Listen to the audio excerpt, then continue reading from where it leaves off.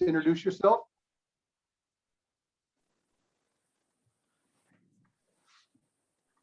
Oh, you need to unmute there, Gary.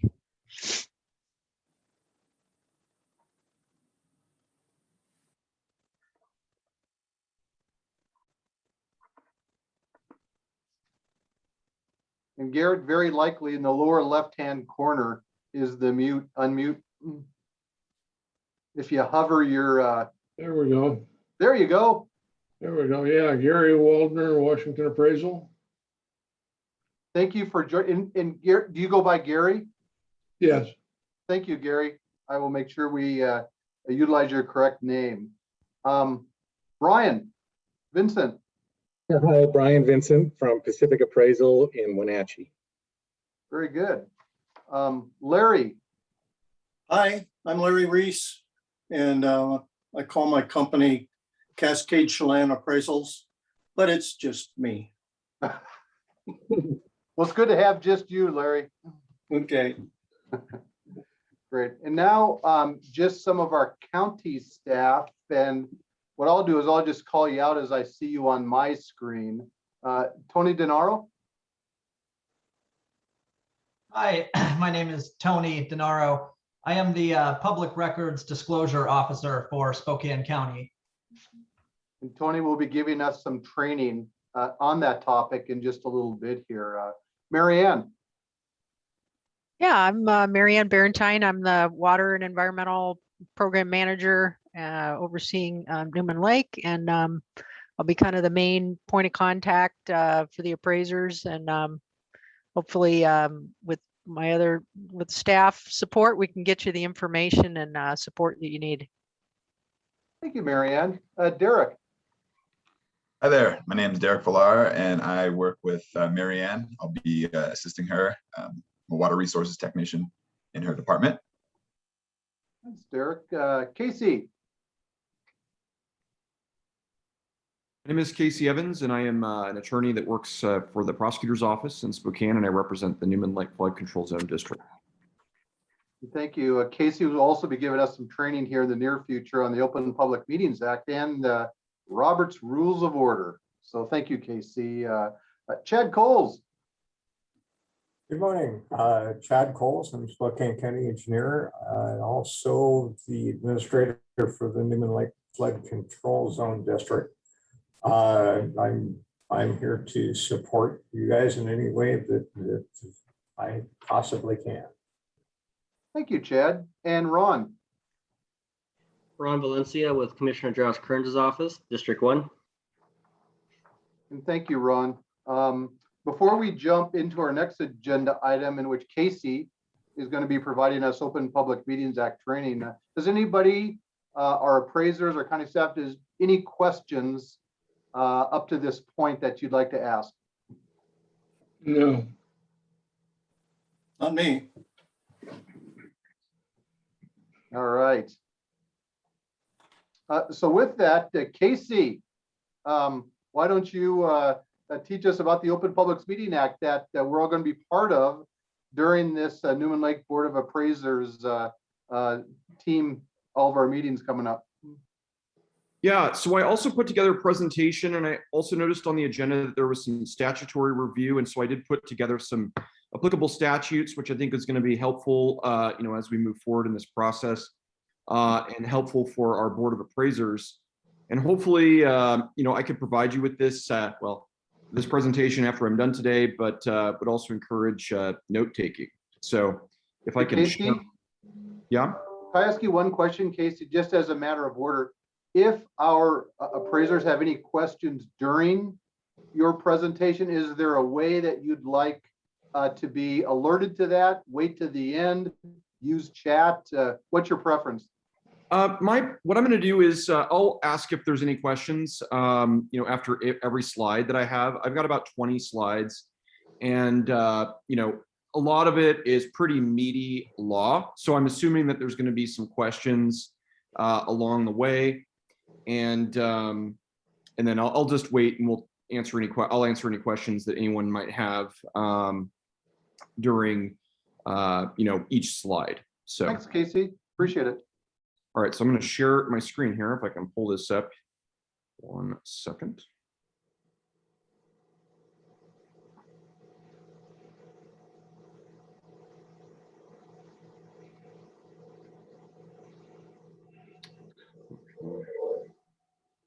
Okay. So again, my name is Casey Evans, and I'm a senior deputy prosecuting attorney for the Spokane County Prosecutor's Office. I represent the Newman Lake Flood Control Zone District and in providing legal advice, legal services, as well. I also represent other departments such as the county treasurer, the county assessor, the county parks, recreation and golf department, the county purchasing department. I represent all of those different departments. So it's a pretty broad swath, of clients that I represent. So this is one of my clients. So today I'm going to be talking about the Open Public Meetings Act, Robert's Rules, which governs these meetings in terms of formalities, and then governing law. I know that we have on the agenda, there's a section on governing law, and I figured that I would just kind of do a primer, and with kind of the statutes. Fortunately, the statutes really lay out the full process for us, so it's pretty clear on what is expected of our Board of Appraisers. So I'll just jump right into my presentation here. So the first thing I want to talk about is the Open Public Meeting Act. Us in government usually just call it the OPMA for short. And this is covered under the Revised Code of Washington, so RCW section 42.30. Now, the Washington Open Public Meetings Act requires that all meetings of public bodies or of governing bodies of public agencies be held open to the public. Now, for our Board of Appraisers, and there are 3 of you, you do have to complete a training pursuant to RCW 42.30.205. And the training must be completed within 90 days of assuming your duties. And so that would be within 90 days of signing your employment agreement or your contract. Fortunately, the Washington State Attorney General's Office offers a training website that's pretty user-friendly. There's 2 of the lessons has a video training like webinar. And then there's also materials for you to review at the website. And once you're done, I'll show you here, you'll be able to get a certificate, and I can assist with that, filling that in, and then you should keep that certificate with you, just in case an auditor, asks you if you have one. So I'm going to show you. You can access it at www.atg.wa.gov/open-government-training. So I've got the website here, and let's see if can you guys all still you can't see my screen, so hold on 1 second. Go back. Okay.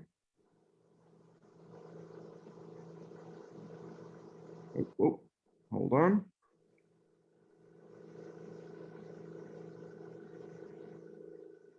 Okay, I'm going to share my screen again here. 1 second. This is what the website looks like. This is the Office of the Attorney General's OPMA government training site. So this is self-directed training. So you basically are testing that you attend lesson 1 through 5. So right here, what you'll do if you go to that website, you'll come down and lesson 1, and you'll click on that. And then you'll review all of these resources here. And then lesson 2, same thing, goes through the statutes. This one right here it's about a 30-minute webinar on the Public Records Act. And that's talking about RCW 4256. And then lesson 3, click on that. There's another webinar here that you'll watch, and there's some other resources for your review. And then records management and retention, lesson 4, some materials. There's an online video there. Make sure that you watch all of the videos and that you review all of the materials. And then once you're done, the last step is your training documentation. So we will, you'll have to print out one of these sample training certificates and fill in your information. And then also the sample training roster will have to be completed. And then we'll want to make sure that you keep this on file with the county once this is completed. This is something that every appointed and elected official in state government and county government, municipality, local government has to do. Most of them use the Attorney General website. Cities in certain municipalities can also complete their training at MRSC, which is a nonprofit association of counties. So I'm going to stop sharing my screen here and go back to, is there any questions about this so far? I don't have any. Okay. Let me go back to my presentation here. Hold on.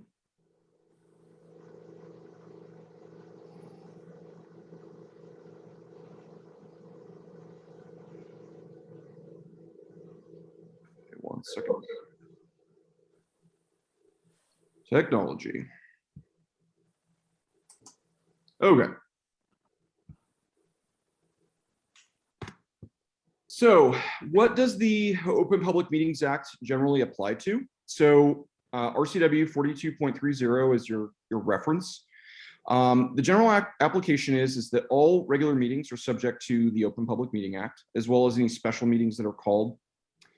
Communications, this is the big one, communications between board members. So that includes communications in person, via writing, via mail, electronically, via text, via email, via telephone.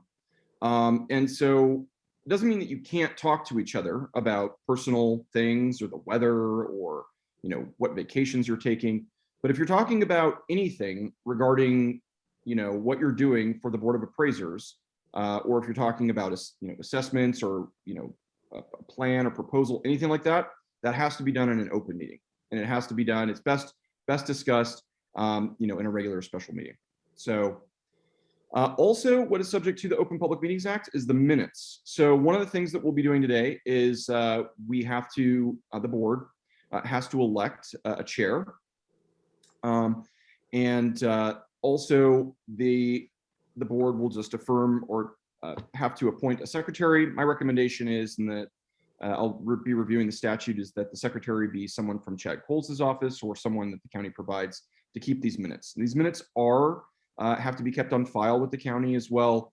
The minutes are subject to the Open Public Meetings Act and are subject to public disclosure upon request. One exception to the Open Public Meetings Act is legal advice or executive sessions. So you can executive sessions are appropriate in various scenarios. Really, the only applicable scenario for this body is going to be to hear or for legal advice if there is a decision that could be made that may have legal consequence to either the Newman Lake Flood Control Zone District or the body, or maybe pending litigation. Then we can have an executive session discussion about that, and that is not subject to the Open Public Meeting Act. The one key about executive sessions is that there could be no action there could be no action in the executive sessions. Additionally, it should say that in executive session, the official business the board members cannot commit to a certain action in the future. And so that's another key piece there. So violations of the Open Public Meeting Act, it's pretty heavy-handed. There could be personal liability, which includes civil penalties, attorney's fees, costs, injunctions, and probably the worst part of all is that if the OPMA is violated, that the whole process is you have to restart the whole thing. Like any action that was taken in violation of the Open Public Meetings Act would have to be restarted. So is there any questions about that?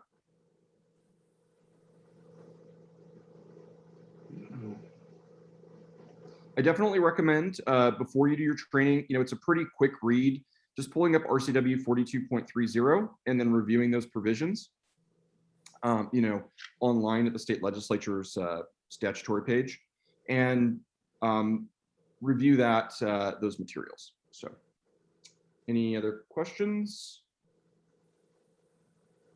All right. Robert's Rules of Order. So we're currently in the 12th edition. They just released the 12th edition this year. They put in a lot of technology rules and stuff like that. And Robert's Rules have been around for a long time. All of our boards and bodies in government use Robert's Rules of Order. It's a statutory requirement. For this body, we'll also be using Robert's Rules of Order. Most people are familiar with it. It's pretty straightforward. Fortunately for you guys, I've also been a parliamentarian for other bodies and organizations, and so I have a lot of experience with Robert's Rules, and so I am going to be a resource for you. So generally speaking, all meetings must adhere to Robert's Rules of Order. General meeting format, we call the meeting to order. The main piece here is Robert's Rules of Order keeps the meetings moving forward. Honestly, this is a three-person body. We're probably not going to have a whole lot of Robert's Rules issues. Where parliamentarians and things get really complicated, come in is for like large conventions and larger bodies, and that's when things get really complicated. So the general meeting formats are going to be: we call the meeting to order, roll call. We have to adopt the agenda. We adopt the minutes. If, for example, we want to make amendments or add things to the agenda, we'll have to use motions. So, if something's new that we want to add to either new business, or if we forgot something in the old business section, what have you, then there'll have to be formal motions. Once we adopt the minutes, old business, new business, and then we adjourn. So the motion process is really the key here. That's going to be really formal. So if you're moving to do something, if you have an end result that you're trying to adopt, that's when we really can. That's when a little more formalities. But generally speaking, for this body and in dealing with your reappraisal, reassessments, it's going to be more of a workshop or a more informal process. So you guys will have to be able to talk and kind of deliberate. And we could also proceed by unanimous consent, which, as long as there's no single member of the body that objects, you can proceed relatively smoothly. As soon as someone objects, then Robert's Rules becomes more formal. Does anybody have any questions about this? No. All right. This is the fun part. So review of statutes. So there's really two statutes that are applicable here for flood control zone districts. One is RCW 86.09, and one is 86.15. I kind of put these into a chronological way that's going to be meaningful for us today. So the Board of County Commissioners, they are the legislative body. They're defined in the statute, and they are in charge they're the de facto Board of Supervisors for the Newman Lake Flood Control Zone District. And in this instance, they appointed 3 reappraisers to the Board of Appraisers for reappraisal and reassessment. So that power is granted by 86.09.418, which states that 3 qualified persons who shall be approved in writing by the county legislative authority, which has been done, to act as a Board of Appraisers, and who shall reconsider and revise and or reaffirm the classification and relative percentages or any part or parts thereof in the same manner and with the same legal effect that has been provided herein for the determination of such matters in the first instance. So what that means is that this process has already been done before. There are already benefit ratios that are in place, and then this is a Board of Reappraisers. But what the statute's saying is that you now have all of the powers that the original Board of Appraisers had. Now, at the end of the day, it says that provided that such reexamination shall have no legal effect on any assessment regularly levied prior to the order of appraisal by the reexamining Board of Appraisers. So, and I'll talk about the process once you guys complete your work, what will happen there. And then it says here, RCW 86.09.391, the Board of Appraisers shall elect a member as chair, and the secretary of the district or his or her deputy shall be the ex officio secretary of the Board of Appraisers. So whoever the secretary of the district is, and we can talk to Chad Coles about that, will serve as your ex officio secretary of the Board of Appraisers. And we'll also need a motion just affirming that for purposes of Robert's Rules of Order.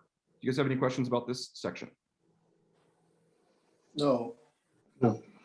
Great. Hey, Casey, I've got a comment, which is kind of a question also, and Ron Valencia brought this up. Yeah.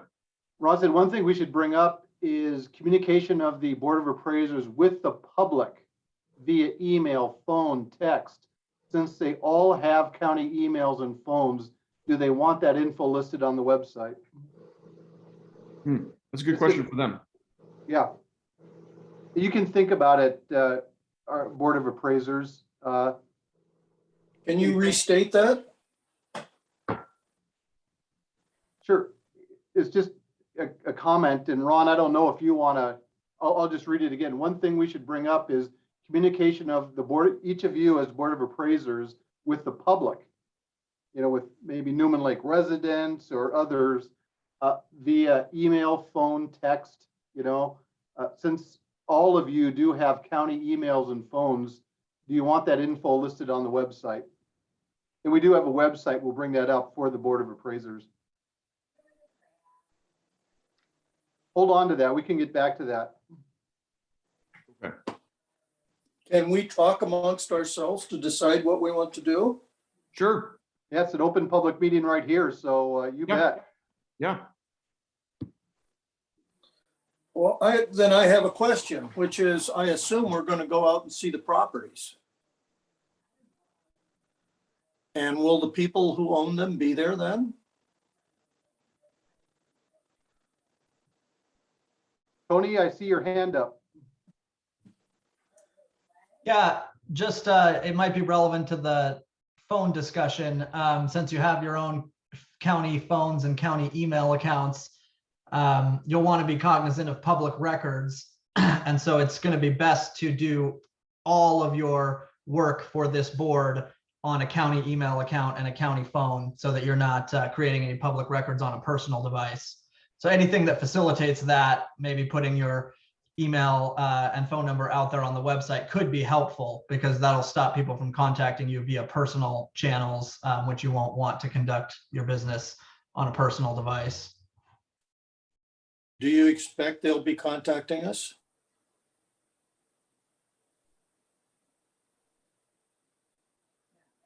Mary Ann, anyone who is much closer to this than I am? If I could weigh in just for a second. Thanks, Chad. I do imagine that there'll be individuals that will want to contact you on occasion. So you should consider how you'd like to receive that comment. The other question, getting to your comment about visiting properties and people being on their site when on their property when you're visiting them. Whenever the board, you guys, the Board of Appraisers, gets together, it is a public meeting. So, and it has to be advertised and made available to the public. So there is potential that they could be there, and you could actually request that if you want. Okay. Okay, I've got a question. Now, we've got some 1,800 properties to look at. Are we expected to look at them individually, or can we And I'm going to still look at them at one time? the statute talks about that. I'll be discussing that later on in the presentation. Good questions. Anybody else before we move on?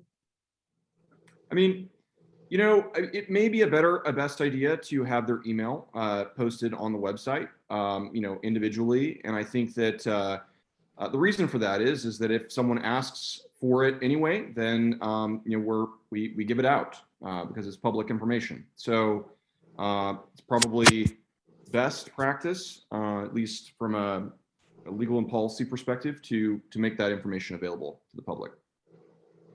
I have a question. This is Brian. If the appraisers can't meet and talk unless it's a public meeting, how can they meet with the property owners and it not be outside of a public meeting? Mm-hmm. Yeah, that becomes very complicated.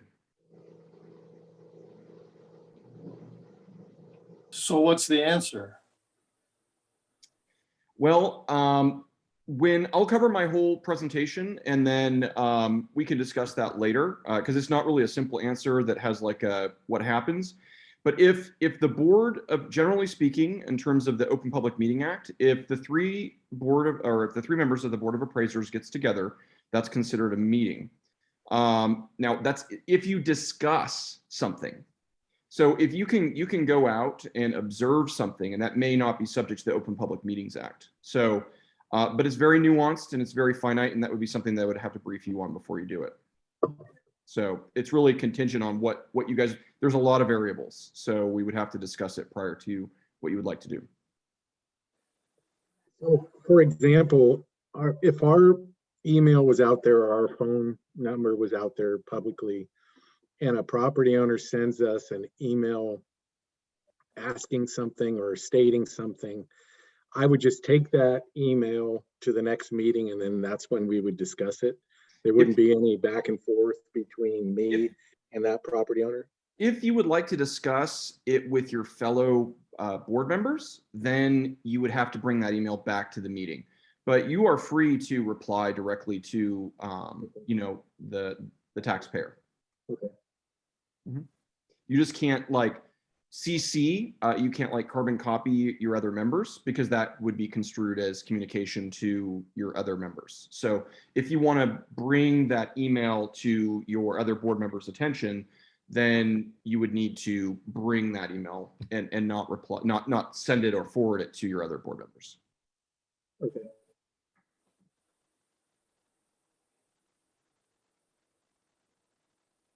Any other questions? Good questions. Thanks for asking. Casey, why don't you go on, my friend? All right. So these are, and once, I should also say, once you guys do your Open Public Meetings Act training, you guys will have a lot more knowledge, and you'll feel a lot more comfortable about what you can and can't do. So RCW 8609-385 basically states that this whole process is all about the base map. And so this is the provision that says that there has to be a base map of the lands within the district. 8609-388 talks about the duties and what the duties are, you know, for the Board of Appraisers. So it says the duty of the Board of Appraisers is to determine the ratio of benefits which the several tracts of land shall receive with respect to each other from the organization and operation of the district and the construction and maintenance of the district works in accordance with the comprehensive plan. So basically what that means is the duty of the Board of Appraisers here under this provision is to determine the ratio of benefits for all of the parcels within the district. Are there any questions about this? What exactly is a benefit? And I will get into that a little bit later here. So benefit, the statute defines what is to be considered and what's considered a benefit, and that's just a few slides down the road here. The benefit ratio basis of assessment, this is 8609-382.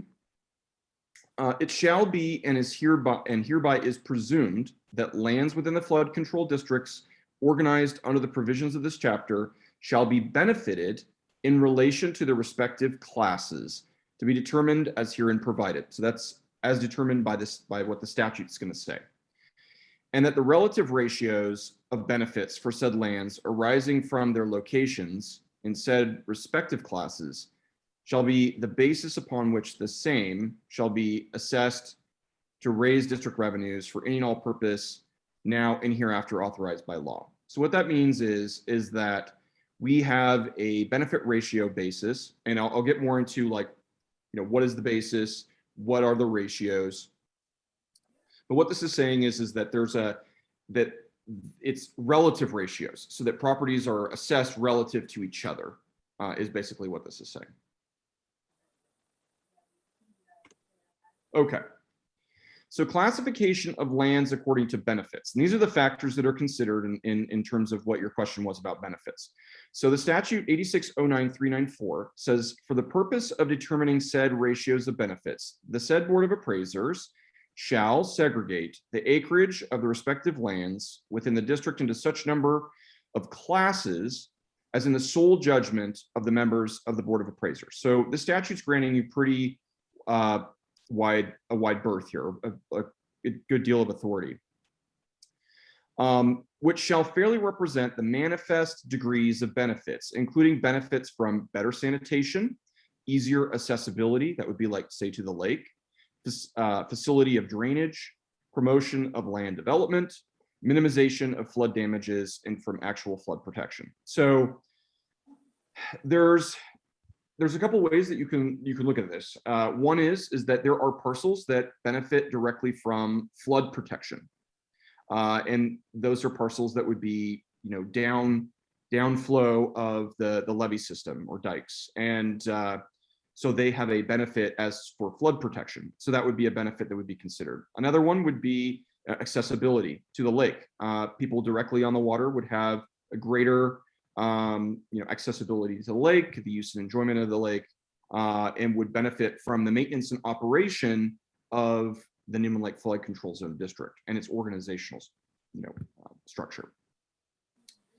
And this accrues to the several lands from the organization and operation of the district. This is the key here. So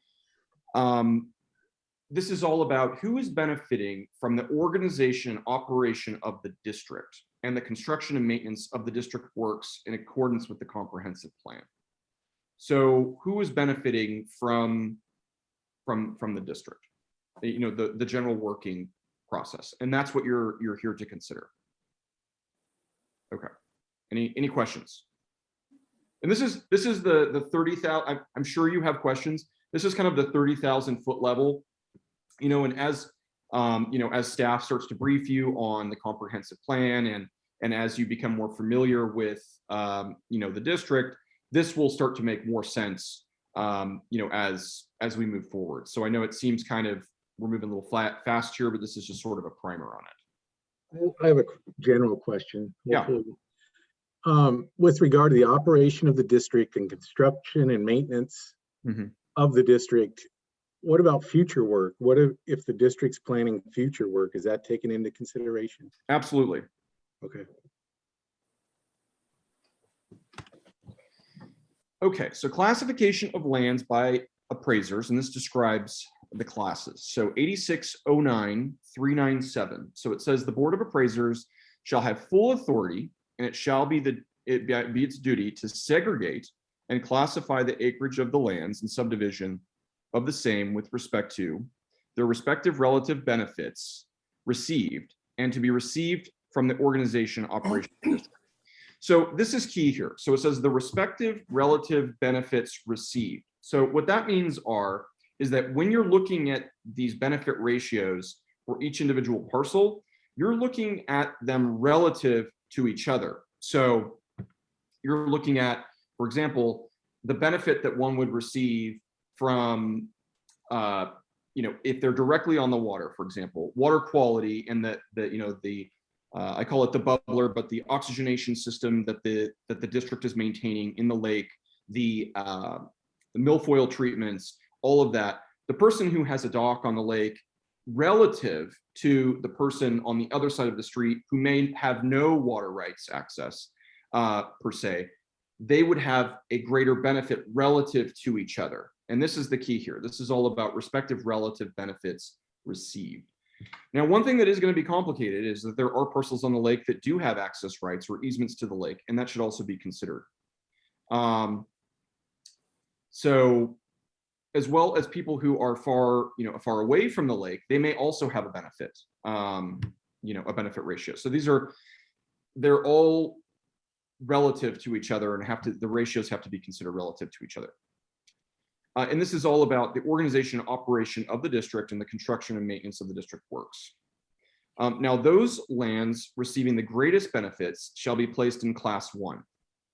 So, and this is what the statute says. So the lands receiving the greatest benefits shall be placed in class 1. The lands receiving and the next greatest benefits shall be placed in class 2, and so on to the class of least benefits. Now, currently, and correct me if I'm wrong, Chad, or someone from Chad's department, but my understanding is there's only 3 classes at this time.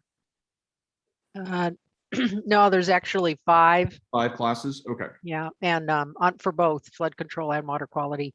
Okay. And the fifth one is actually the 0% or the non-benefited. Oh, okay, non-benefit.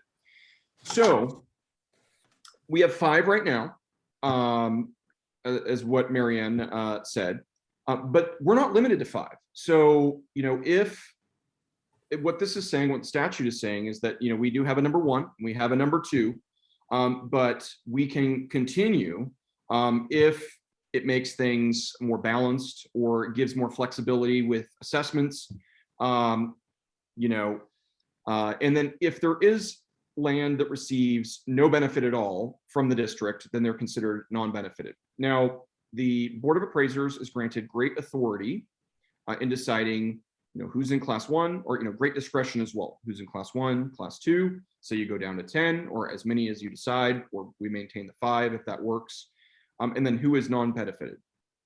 Some property owners would argue that they're far away from, the lake, they're not in a flood zone, and they don't receive any benefit from the lake, and that they are not benefited by anything that the Newman Lake Flood Control Zone District, operations and works does.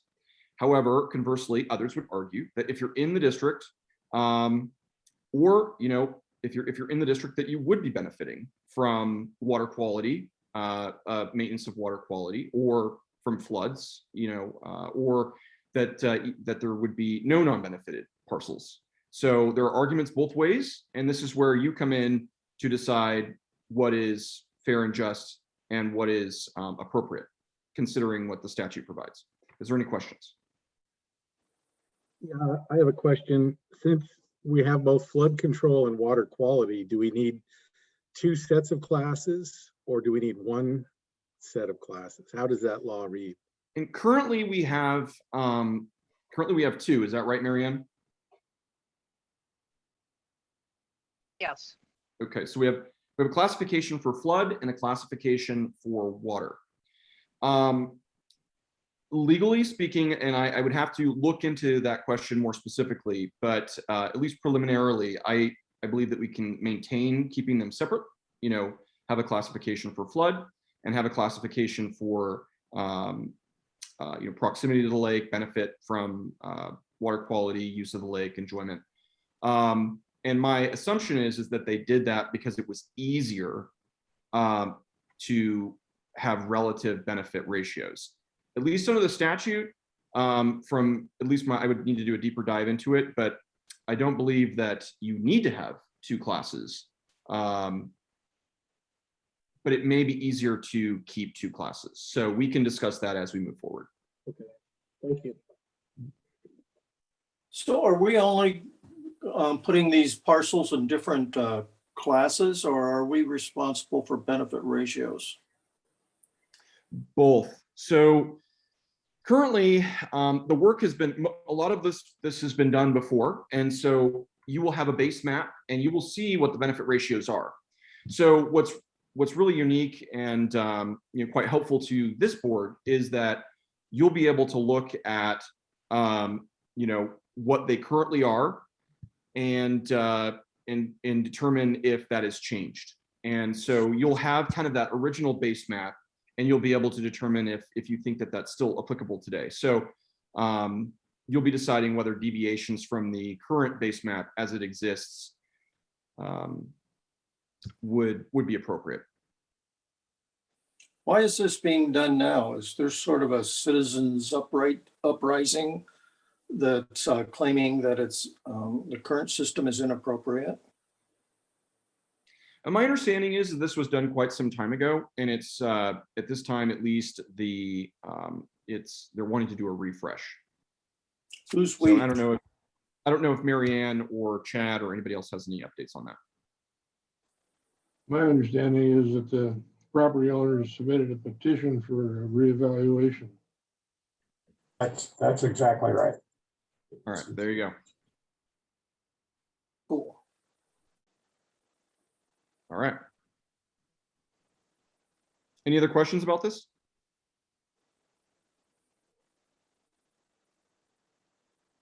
All right.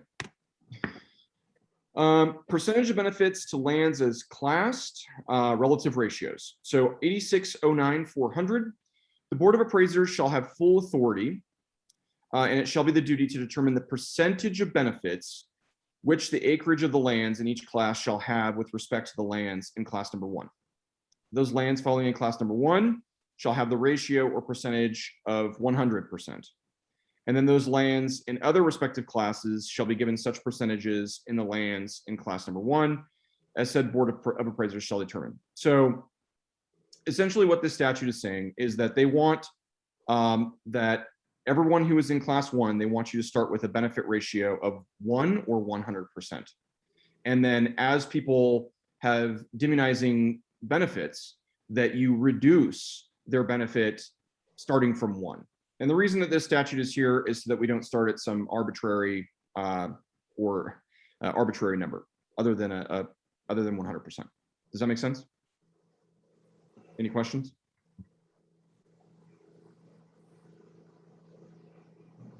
All right. Surveys, investigations to determine classification and benefits. And this kind of talks about, what can the board do to determine and classify parcels. So RCW 86.09.403 states in determining the classification of said lands and their relative percentage of benefits as herein provided, said Board of Appraisers shall consider the benefits of every kind accruing to said lands as aforesaid, and shall make such investigation and surveys of the same as said Board of Appraisers shall deem necessary. Investigations can include really anything. Surveys, visiting the parcels, visiting the properties, and the like. The Board of Appraisers shall also examine and consider data and records of the commission which fix the boundaries of the district. So the Board of Appraisers should also be considering all the historical documents. And note, this is a pretty broad grant of authority. So the Board of Appraisers will have pretty much discretion and authority as to what they would like to use in terms of conducting surveys or investigations and what resources. Any questions? No.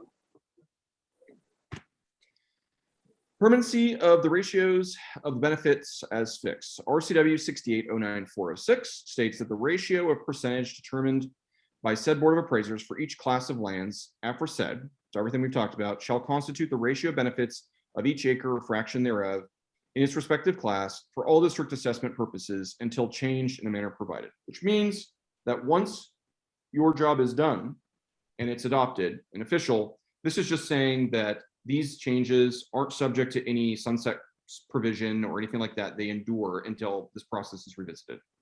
So ratios are determined by the Board of Appraisers, and once adopted, they're fixed until reassessed.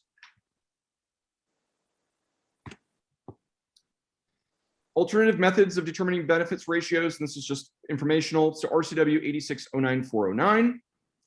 As an independent and alternative method to any other method herein authorized and subject to the prior written approval of the county legislative authority, which would be the Board of County Commissioners, within which the major portion of the district is situated, which is Spokane County, the ratio of benefits herein mentioned may be determined in their relation to the relative values of the respected benefit lands, including improvements thereon, and the same shall be expressed on a relative percentage basis. What this is saying is that with the permission of the county legislative authority, board may be permitted to use property values in their determinations. RCW 86.09.412. In case of said alternative methods of determining the ratio of benefits is adopted by any such district, the percentage given a tract of land shall fix the class to which said tract belongs to for assessment purposes. RCW 86.09.415. In determining the relative values of such land, including improvements thereon, the assessed valuation of the same for general tax purposes, aka from the assessor's office, last equalized shall be construed as prima facie correct. Which means that if we're using this process and you have a disagreement as to the property value, the assessor's general tax last equalized amount is the prima facie correct value. Any questions? And we could talk more about this moving forward. So this is just like very 30,000 foot level.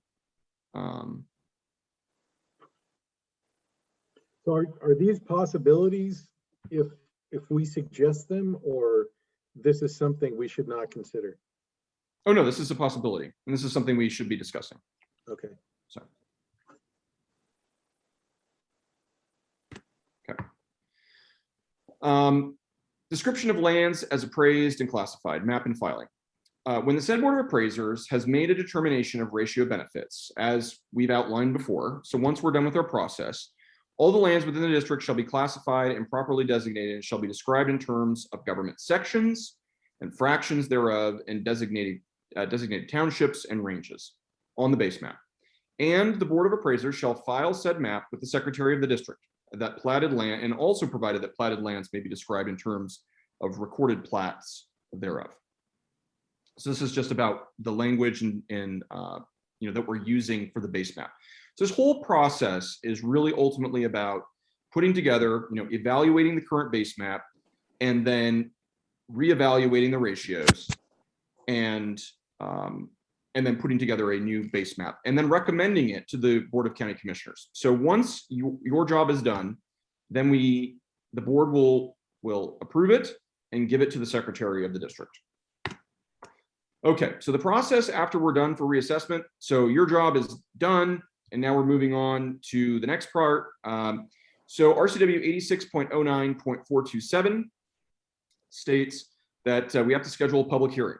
And so the Secretary of the district will immediately fix a time for hearing objections to the assessment ratios determined by the Board of Appraisers as shown on said base map.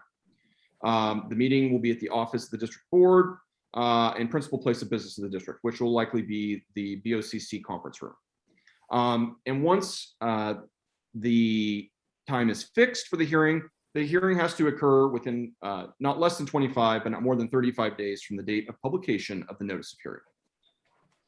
There 86.09.427 says there has to be a notice of hearing. The Secretary will publish a notice of the hearing in 3 consecutive weekly issues of a newspaper in general circulation to be selected by the Secretary and published in each of the counties in which any part of the district is located. And then RCW 86.09.433 states that the Board of County Commissioners conducts a public hearing. They may correct, they may modify, they may confirm the base map and assessment ratios. They may also send it back to you for further investigation. So is there any questions here?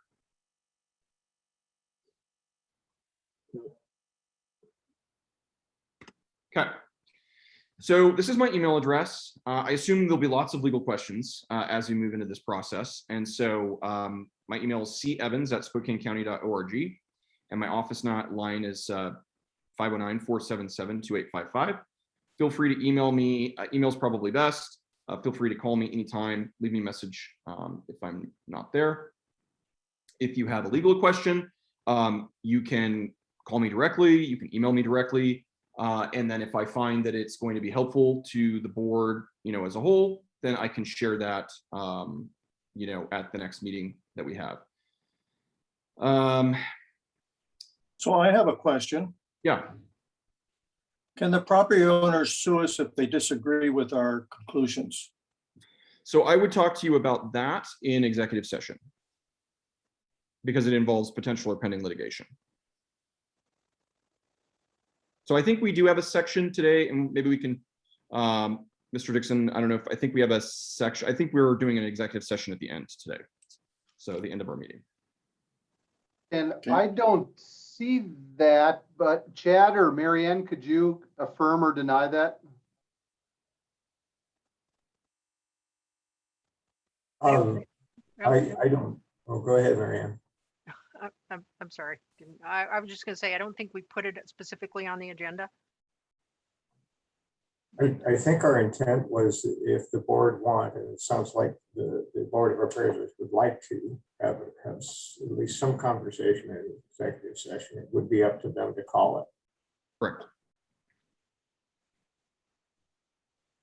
And a common practice that at least here at Spokane County that we've been using this past year is that if there is an executive session to be called, what we like to do is schedule it right at the end of the agenda so that for all of you who are listening in, if we were to go into executive session, we would, you would all be uninvited, obviously, and just our Board of Appraisers and a few county staff would attend, but then we'd close the meeting out right after that so that everybody in the public who's listening in, you don't have to establish contact here. So as we approach the end of this discussion today, we'll broach this topic again, appraisers, and see if we do want to go into executive session. Casey, is that fair?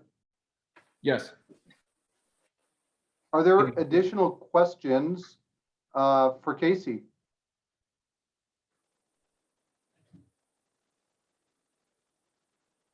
I'll take that as a no. Casey, thank you very much. Very, very informative.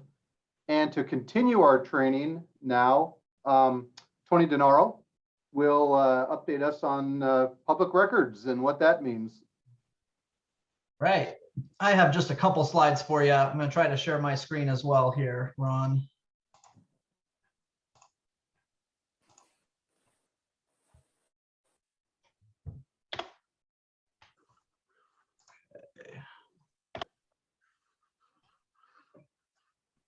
All right. Are you all seeing my title screen?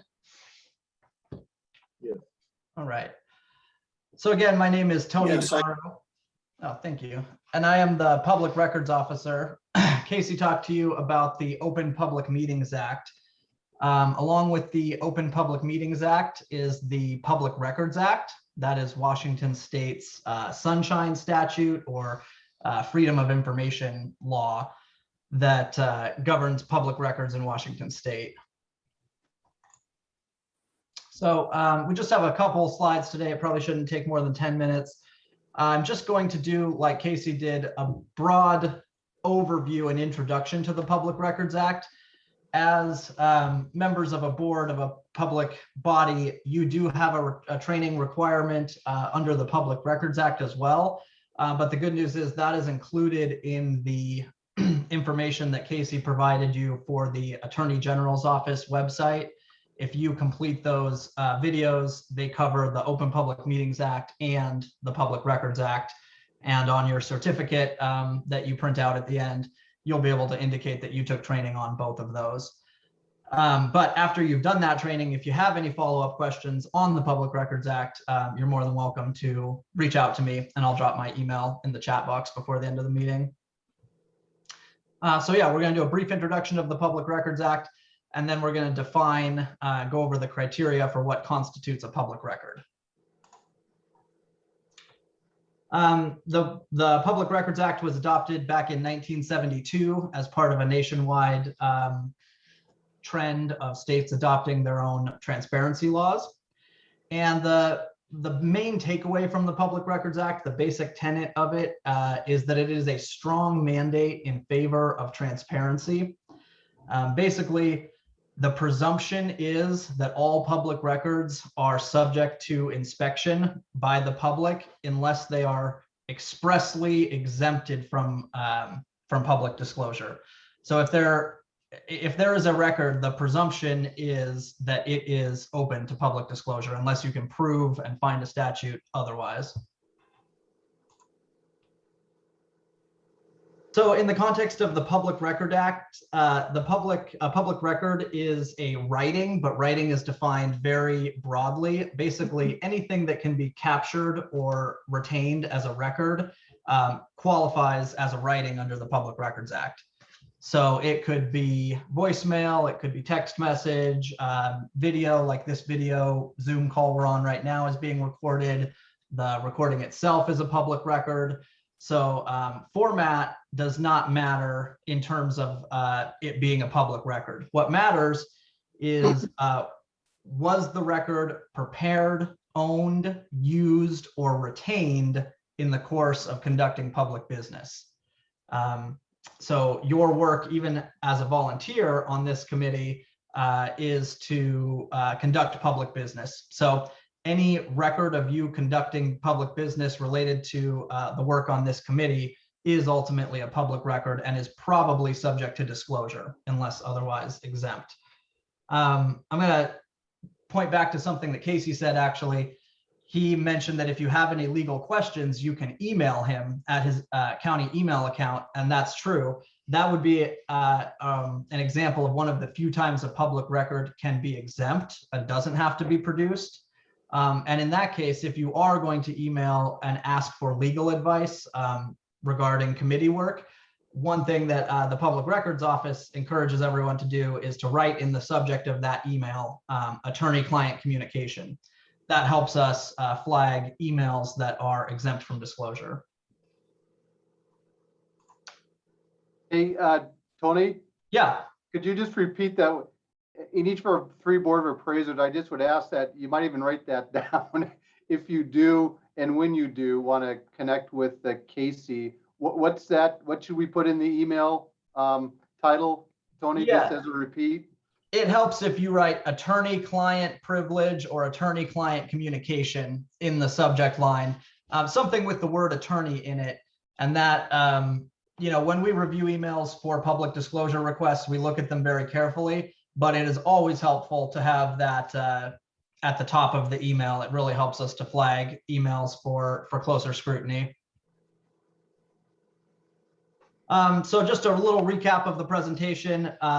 Basically, public records are writings, but writings is a very broad category. Basically, under the PRA, anything that is captured or recorded and relates to public business is a public record. And that includes even records that you may use as a committee, even if you don't retain them and even if you didn't prepare them. So for some reason, if you utilize a set of records during your committee work, those set of records could also be argued to be a public record. So just to give you an idea of how broad the Public Records Act is and how in favor of transparency it is. And just a last note, I'll go back again to using personal devices or accounts. That is not recommended. It opens you up to possibly having to produce records from your personal device or a personal account in response to a public records request if one is received. So in this case, it sounds like you guys have county email accounts and phones that have been set up. That's great. Highly recommend that you use those for all your work on this committee. If someone were to contact you, say you just happen to be working on a property that is owned by someone that you know, or that is able to find your information, your personal information, and they were to write you an email or a text message or anything that is recorded, what I would do with that, if I were you, is forward that immediately to your county email account. And then if you are going to respond from your county email account so that you're keeping all the records separate from your personal records. All right, and are there any questions? I know that was, like I said, that's a very broad overview of the Public Records Act, but that Attorney General's Office training is really helpful. And then if you have any questions after that training, you're definitely welcome to reach out to me at any time. In board members, there's kind of a general rule that many of us in public service use. Whenever you're communicating during our time together, first and foremost, use your county. That's why hopefully you've got the laptop, the phone, the email address, but anything that you send, picture it being on the front page of your local newspaper, because it absolutely could be. So I just ask of all of us during this, be very professional, as we do utilize our county owned. And obviously, as Tony stated, that's why we wanted each of the 3 of you to have these county devices so that your public phone, your public computer, that's all protected. So please make it a habit during this assignment to use your county provided computer, phone, email, and keep it very professional because everything is public disclosable. A lot of times the media are those that are doing the public disclose and asking for this stuff. And just remember, as you're speaking, they can use, the Board of Appraisers says, even if just one of you says it, just be cognizant of that. It's just part of being in an open and a public setting. And does anybody have any further questions for Tony on public records? I'm gonna. Well, thank you. In case, can I get your email address? Yeah, I can put that in the chat box right now.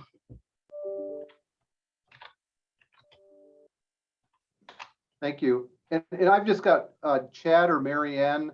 How can our Board of Appraisers, if they don't already have these presentations, they may want to review them later. Where might they be available?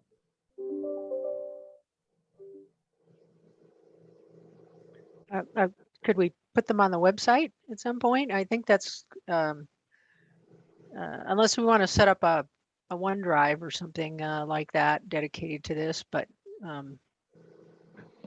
Let me ask our appraisers, this is your committee. We want to make sure that you have access to all of this information to digest it. And is there a favored way that you'd like to receive these? My assumption is you might want to have copies of these presentations for reflection.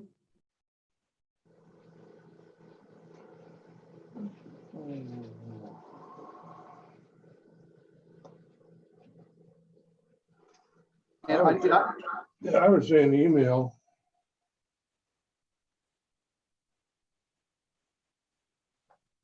Yeah, email. I'm also happy with an email. Sure.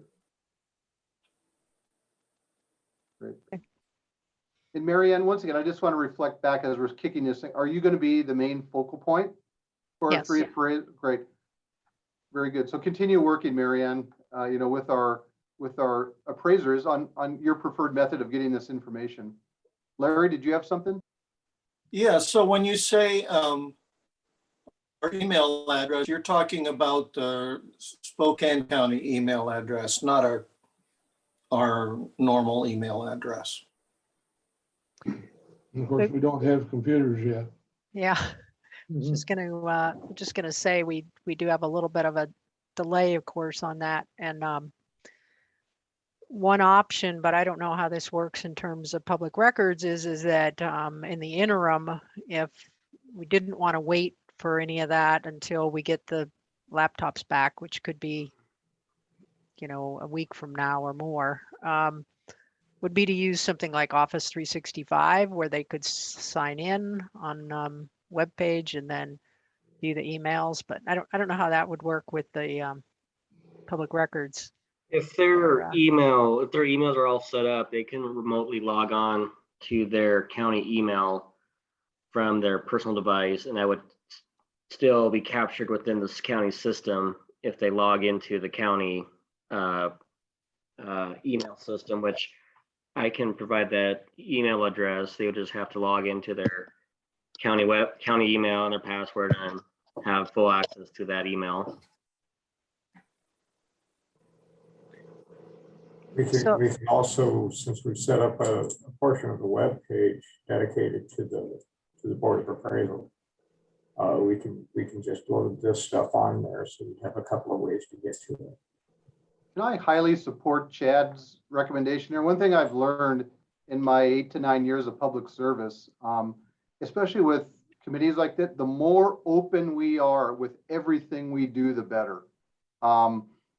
It's just the best thing to do. So I recommend, Mary Ann and Chad, based on what Chad just said, that let's make these materials available on our webpage.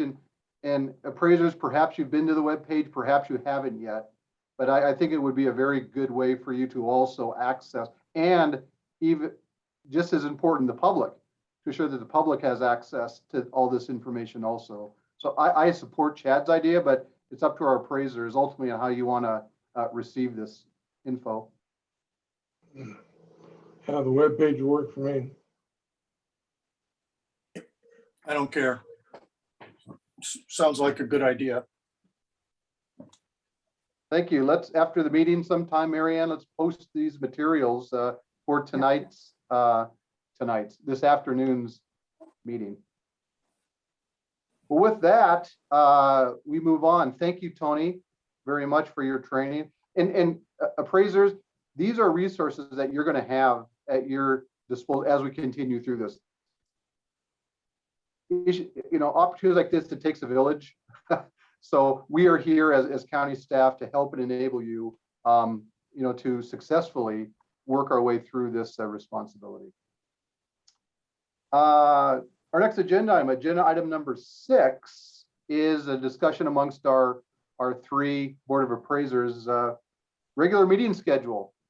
How often do you foresee that the Board of Appraisers would want to get together in a open public meeting?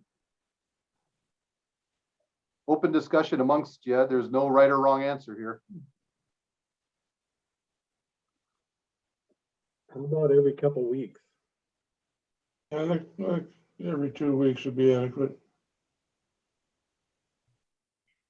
Keep in mind, you can always cancel meetings as needed. You don't have to meet every 2 weeks, only as needed really, but under law, there has to be a set regular meeting schedule. It's easier to schedule more meetings and cancel them than it is to schedule special meetings. We have responsibilities on your behalf of posting this information. So one of the reasons, to Casey's point and Ron's point, is we'd like to set up a regular recurring. What I'm hearing so far is we'll set it for every other week. Now how about the time frame? Right. What are we at here? Wednesday at 10 o'clock. Is this a good time? Look into your future. Does this tend to be a pretty good time for y'all to meet, Gary, Larry, and Brian? Works for me. Work for me. Larry? It does work for me. Okay. The 3 of us that'd be the way I would start my day, would be meeting my day a little better. But I'm okay with whatever everyone wants to do. And Larry, I apologize. You cut out a little bit at the start of your statement. I want to make sure that we capture, maybe the rest of us didn't fully hear. Could you repeat, Larry, what you said about Wednesday at 10? Problem getting the transmission on.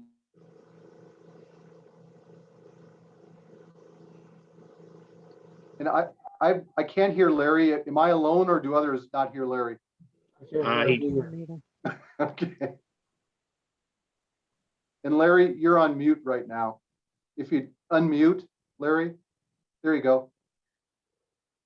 So I've got more of a problem actually losing the transmission completely, or I'm only hearing a small fraction of the words.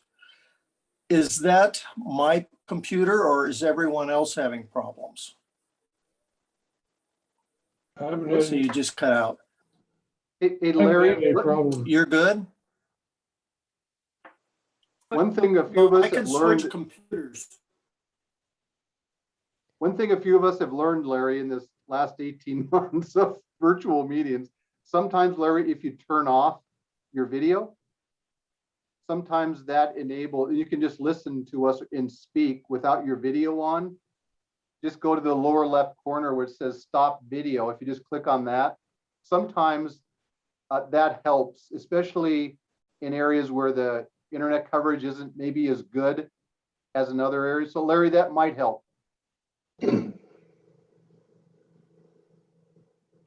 Well, what I've heard so far is that, there you go, good, is that we'll set up an every other week meeting. Go ahead, Larry.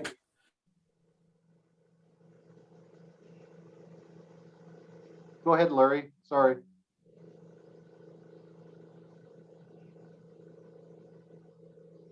It looks like we still may have a connectivity issue, but what I've heard is that every other Wednesday at 10, and it looks like the 29th would be our next meeting at 10 o'clock. And Casey and others, do we recommend just stating the start time? Is that okay? Just the start time. Mm-hmm.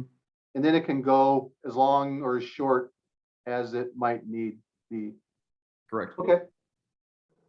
Any additional comments Larry or Brian or Gary will try it instead for every other week. Wednesdays at 10. I guess I would like Larry to be able to chime in. It sounded like he was wanting to maybe have an earlier time. I Okay, don't know if I caught that or not, but if there's a way, maybe through the chat, he could type that in or some other method. Or we can reset the time at the next meeting. Whatever and you. Larry, if you can hear us, at center bottom of your screen, there's an icon called chat. I think we just lost him. Oh, okay. Maybe he's going to try to log on again. Gary, how does 10 work for you?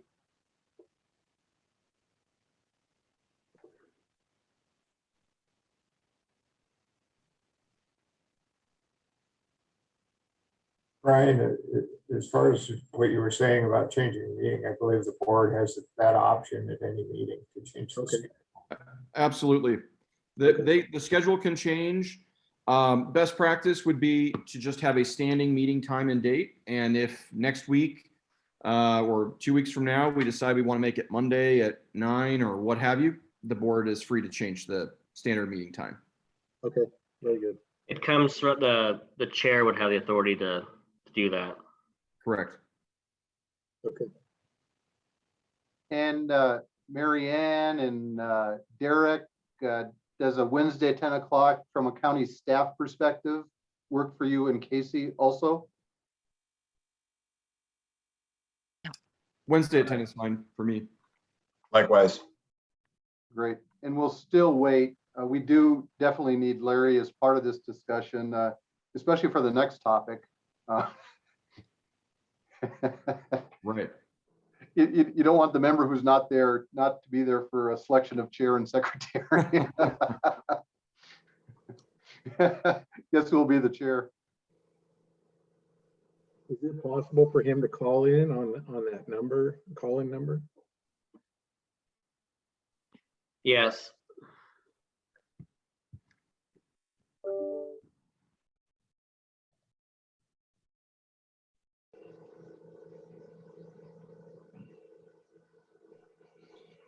Just kind of in a holding pattern, we really do need Larry.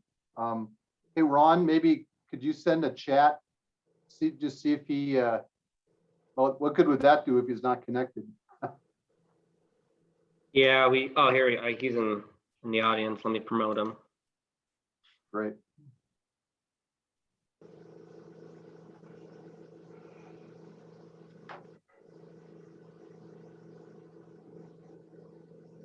Welcome to virtual meetings.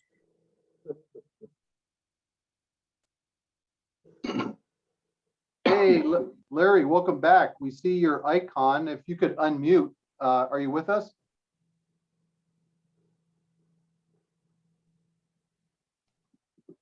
It looks like he's muted.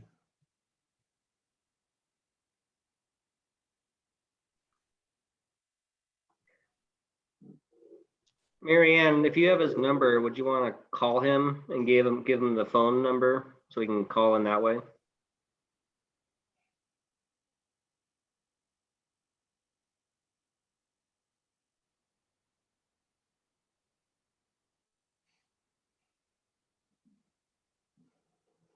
There. I think I got the muting off.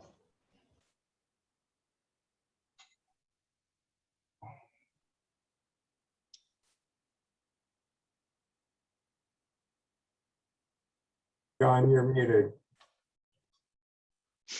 No, that's the most used words in the last 18 months, the 3 most used words. You are muted.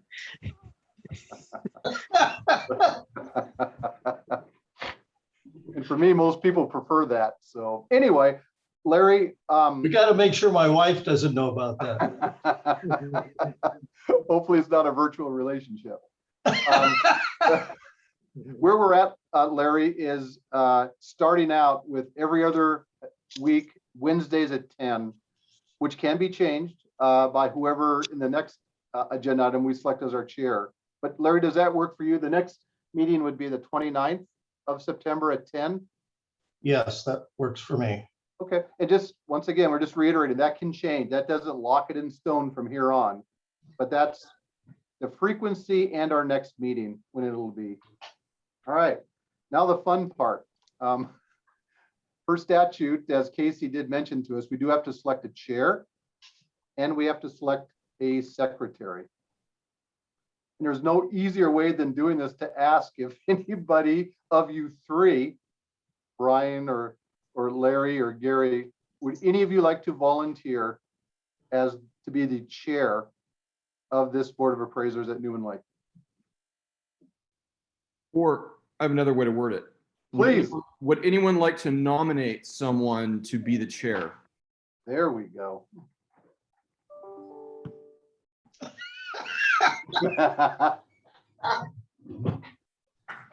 Okay, it's mainly ceremonious. I mean, it's. Well, Gary looks quite ceremonious to me.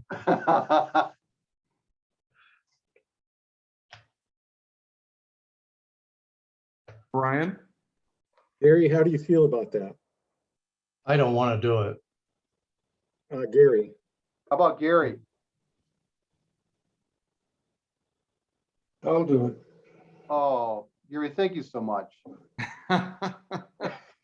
This is Okay. never easy.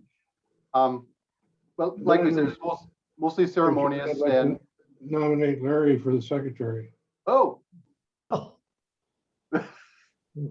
So, yeah, so the secretary should be someone like Chad Coles. I nominate Chad. Can I, Casey, are you looking for someone? So, okay, so just for formalities, there needs to be a vote, and someone needs to be keeping minutes. So for formalities here, we just need a simple up-down vote to make Garrett the chair. do we have to have a motion? yeah, this is where your Robert's Rules training kicks in. Yeah. So, yeah, we can have a motion. Normally what would happen is there would be a nomination. Garrett would accept the nomination. He would speak, and then there would be a vote. But since we're using more of an informal process, which is acceptable, it sounds pretty unanimous consent. So what we'll do here is just more of a ratification. If someone wants to move to make Garrett the chair, Garrett accepts, and then up, down. I make a motion that Gary accept the chair position. Do we hear a second? I second it. Okay, we got a motion and seconded to make Gary Waldner our chair. Any discussion on this topic? All in favor, say Hold on. aye. Aye. Please go ahead, Casey. I was going to say, for purposes of the record, Gary accepts the nominations. Yes, Okay. Thank you, Casey. All in favor, please say aye. aye. Aye. Opposed, nay. That motion does pass and will become part of our meeting minutes. So Casey, could you lead us once again through the secretary part of this? Yeah. So the secretary should really be, so first question I have is, does the Newman Lake Flood Control Zone District as an organization have a secretary? Chad. Not as far as I know. Marianne may have a better view of that. I think we've been using the secretary, the clerk of the board to notice things for us. Okay. Okay. Does Public Works have an admin staff to fulfill this role? Yeah, that's what I was thinking, Casey, because I'm notoriously flaky in terms of showing up at meetings. I may or may not be able to make all of the meetings of the board. Does that inhibit the board at all? So, I mean, ideally, it would be someone who can make every meeting, who would be from Public Works or your department, who can, the responsibility is going to be they're going to have to keep the minutes, what time the meeting's called to order, the actions, discussions, stuff like that. So, I mean, it is kind of an involved job. But it can be delegated, couldn't it? It can be. So, Okay. I do have a Yeah. question from a legal perspective. So the secretary of the board is whoever is the secretary of the Newman Lake Flood Control Zone District. So if we have an official secretary for the Newman Lake Flood Control Zone District, then my preference would be that, you know, at the next meeting, they show up and appoint whoever it is. If we don't have a de facto secretary, I would assume it's just Chad, because you would be the head, or, I mean, the county engineer has the prerogative to maintain and organize the district. So at that point, you could appoint someone to act as secretary, and then my preference would be that the board of appraisers adopt that. Okay. You know, in those terms, I can accept the nomination, and so we can move on, and then we can discuss it the next time. I think it fits better inside of Mary Ann's organization, but we can talk about that inside of Public Works. Okay. So at least, so for this meeting, do we want to proceed with Chad as the secretary? Yes. Yeah. So, and then just for purposes of Robert's rules, we would need to basically, so it appears that Chad has been nominated. Is there a second to nominate Chad as the secretary, at least at this point? I second it. Okay. At this point, does Chad accept the nomination? Yes. Okay. Any other discussion on this? No. Okay. All in favor, up, down? Aye. Should I make a speech now, or? Chad, if you'd like to. No, hit that mute button in the lower left of your screen, Chad. No, of course you can, Chad. Anything to say, Chad? In all seriousness? Okay. Very good. Can I ask a technical question now? Yes, Larry. So I was doing this on my iPad and I disconnected that and I'm now on my desktop. And I've got the group image with all of us showing up on it and mine is blank. How do I make it? Can you see me? No. No, you're blank. So what do I do to make me not be blank? Oh. Larry, do you have a webcam on that desktop? Because if I you don't have do. oh, you do. Okay. And I think I have it. I've never ever used. There Oh, we go. We see ya. Okay, good enough. Good job. Thank you. And Chad, just to reiterate, we have to assure we get these meeting minutes done today, whether you do it or you can delegate. We just got to make sure we get these meeting minutes from today captured. State the I'm obvious. taking minutes. Thank you. Thank you. All right. We'll get them there. All right. Agenda item number 8, consider option of public comments. And Casey, maybe you can better state this agenda item than I can. Yeah. So the statute, so it is really up to the board here. The board can do 3 things. The board can decide to have a time at every meeting to allow for public comment if the board would like that. The board may choose to not offer, public comment is not by at least by statute, it is not required for board of appraiser meetings. So public comment is not this is public comment. The opportunity for that will be in front of the Board of County Commissioners when you guys are done with your recommendation. So the public will have an opportunity to object at that time. However, it's up to you. You may choose to ask for it when you want it. You may choose to have it at every meeting and ask for public comment at every meeting. It's really up to how the board would like to proceed. Apparently, a good number of people signed this petition for a reevaluation, and I would like to see comments as to why they think the existing assessments are unfair, or what their suggestions are to make it more fair. probably, put it on the website, or I don't know the mechanics of it, but I'd certainly like to hear from the dissatisfied people.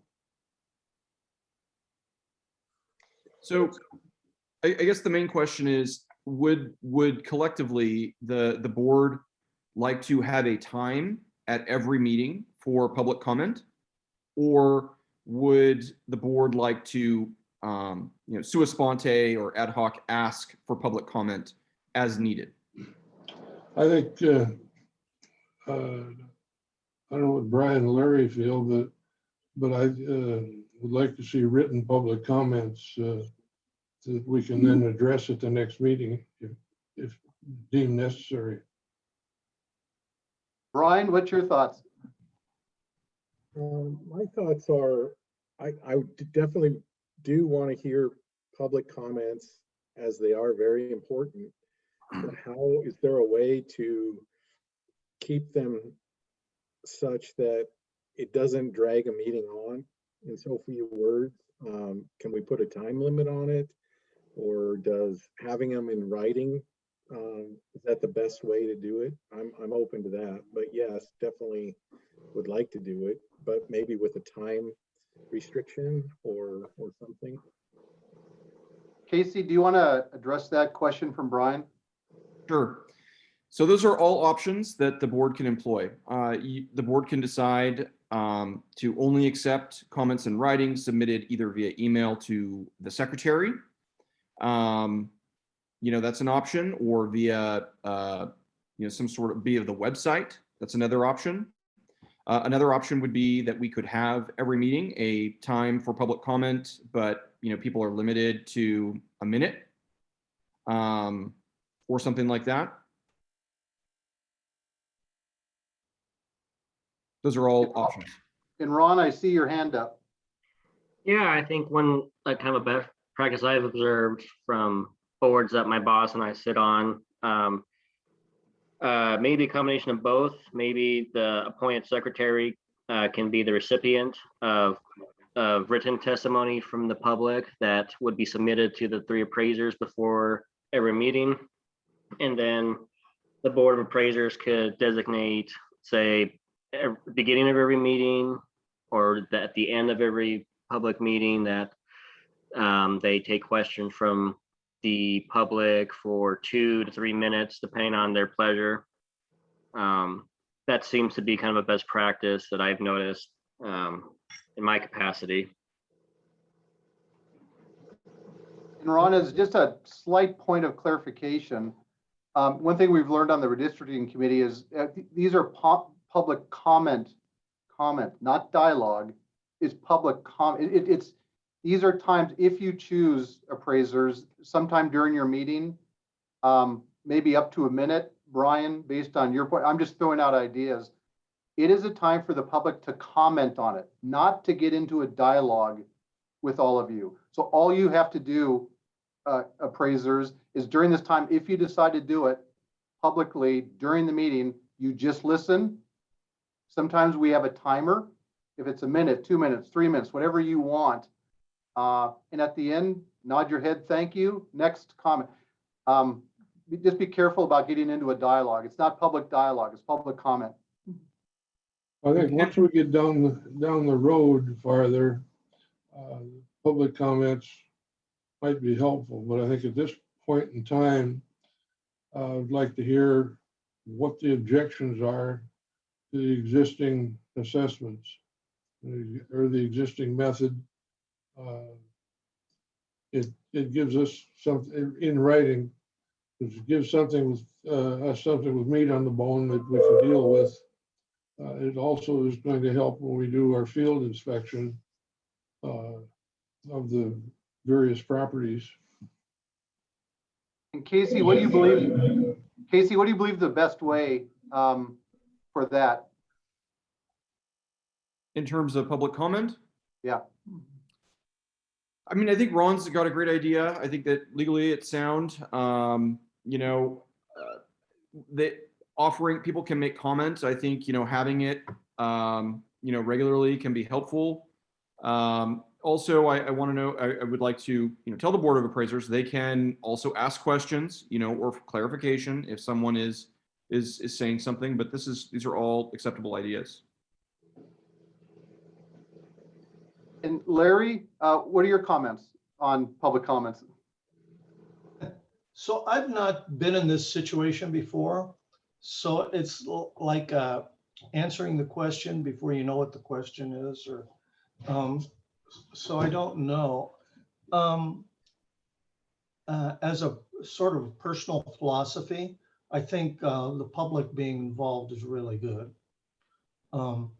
But I don't want that to be something that keeps us from getting work done. So those are the parameters that I would try to use in trying to make the decision. And you guys are probably better at choosing that than me at this point. Oh, Larry, your comments are spot on. Being in this public role right now, the more public we're able to be, the more open, it's just the best. So what I heard, Gary, bring it up is, hey, I'd like to hear from the different constituents on specifically, Gary, and please correct me if I am misstating this. What are some of the challenges, that you currently see? And I also heard from many of you that perhaps this could be collected in writing, perhaps through our website. I'm just trying to paraphrase board members. And if that's the case, I would ask of our county support staff if that might be something we could put on our website to put, to focus any of the public who does want to comment, maybe put an area on our website. Now I'm getting into potential solutions. So Marianne, which one makes the most work for us? the most work? So I want to minimize the most work. We all do. Marianne, what are your thoughts? Well, following up on Gary's thoughts, well, and the rest of your thoughts too. I think we could pretty easily, set up the website to do that. The other thing is if they want to specifically solicit comments, that we have an email distribution list. We could, if they want, send that out to. There's also a Newman Lake website that our advisory board folks have access to, that they could, post that to get the word out to people that might want to comment. So those are just thoughts, but taking them on the webpage, I'm pretty sure we could, work with our IT folks and make sure we get that set up.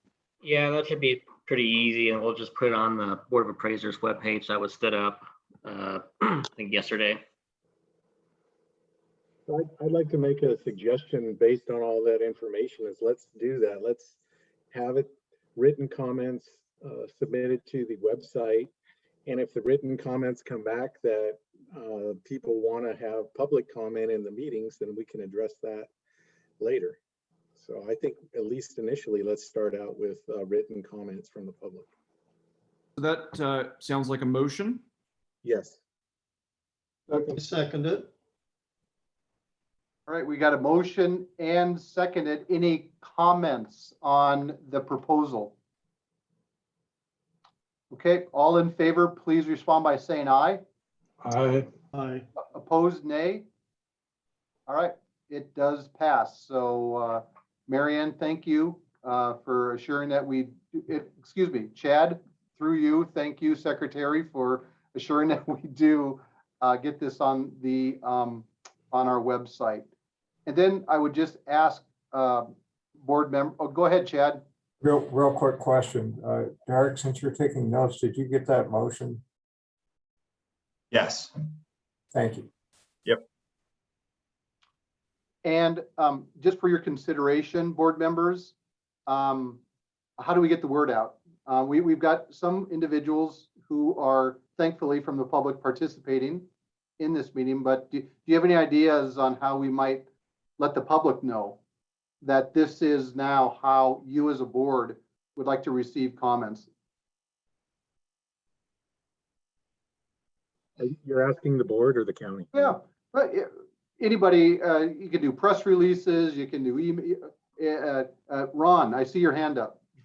Yeah, well, we can put on the website to start with, and then Marianne can notify the advisory board. And then there's also local groups that have, actually, the county has an email list to the Newman Lake community as well as other groups. So I would say let Marianne just distribute the information to the community, and we'll send it, the county can send out an email to our list with the what I assume would be some type of forum page on the website. Just a quick question for the board, since you guys are soliciting information, what specifically do you want to hear from the public? You know, your reasoning for wanting their reasoning for wanting to have this review done? Is that generally the question? Or the opposite too. Maybe some people are fine with the current process. So any and all comments would be great. So are you guys good with us putting together a questionnaire just based on the discussion today, soliciting input and putting that on the website?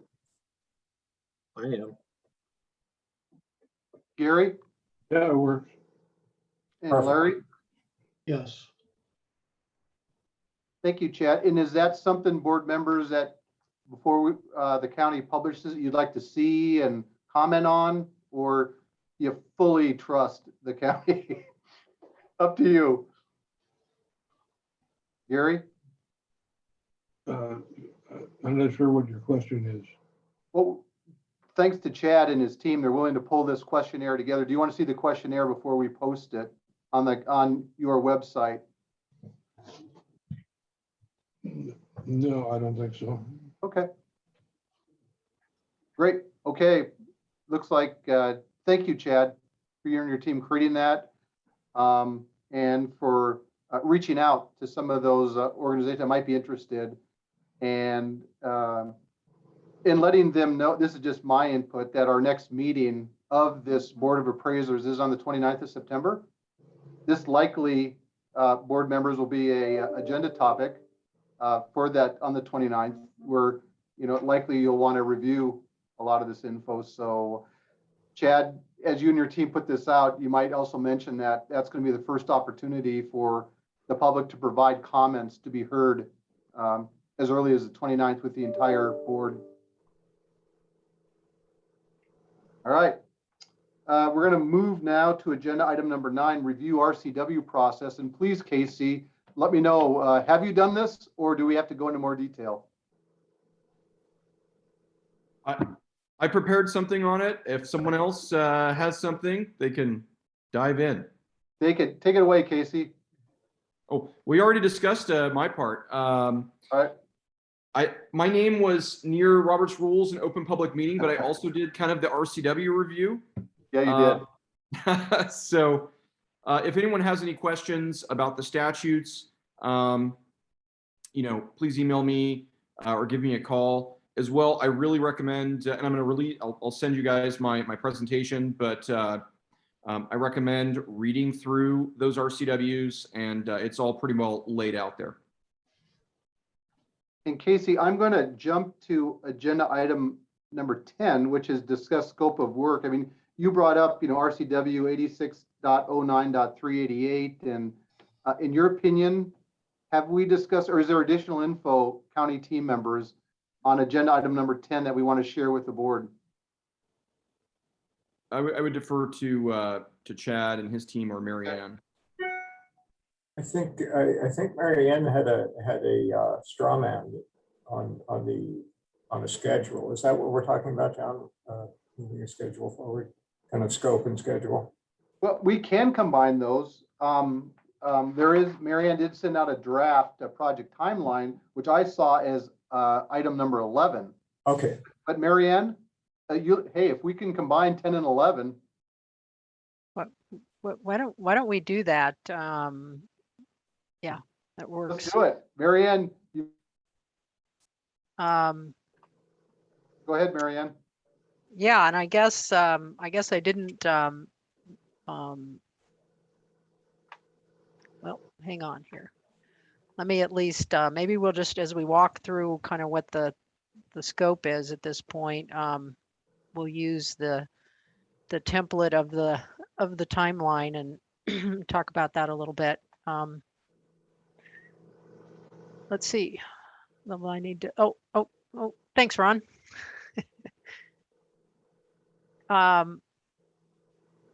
So there was a kind of a scope attached to the contract work, and mainly the initial part of that was just gathering information. We at least at this point we've got 3 board of appraisers on board, and all the contracts initiated. So so here we are. 15th of September. This initial kickoff meeting, of course, was part of our scope, was to kind of go through the nuts and bolts of how everything operates.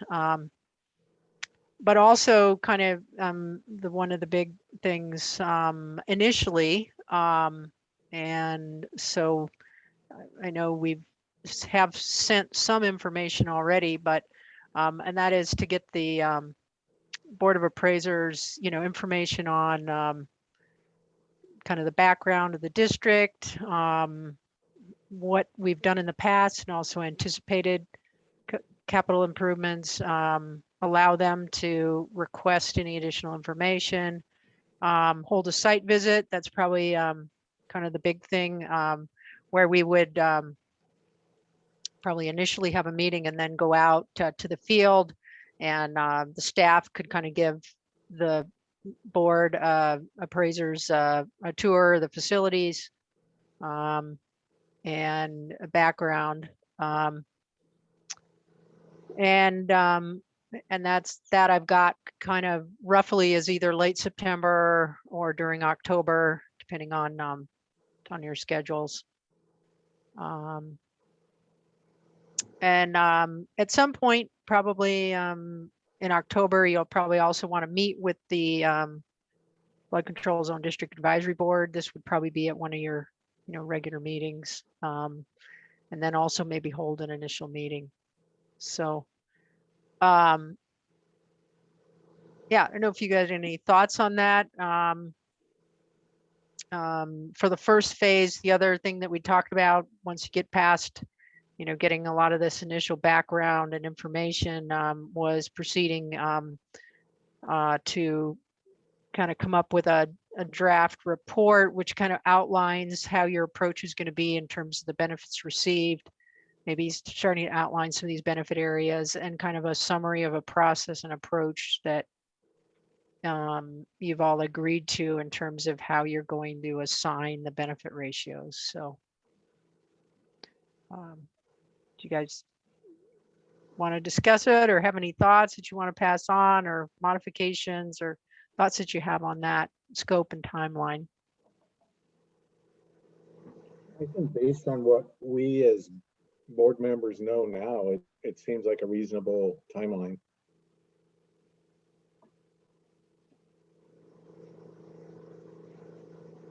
I would agree with that, but I also have a question. Are we expected to do almost all of our work in these public meetings?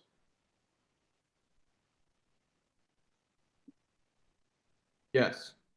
The short answer is yes. If you guys are talking to each other, if there's 2 of you present, so this includes communications to each other, but even if there's only 1 other person, that would constitute a meeting, because it's a body of 3 and a quorum. So do we do work between the meetings?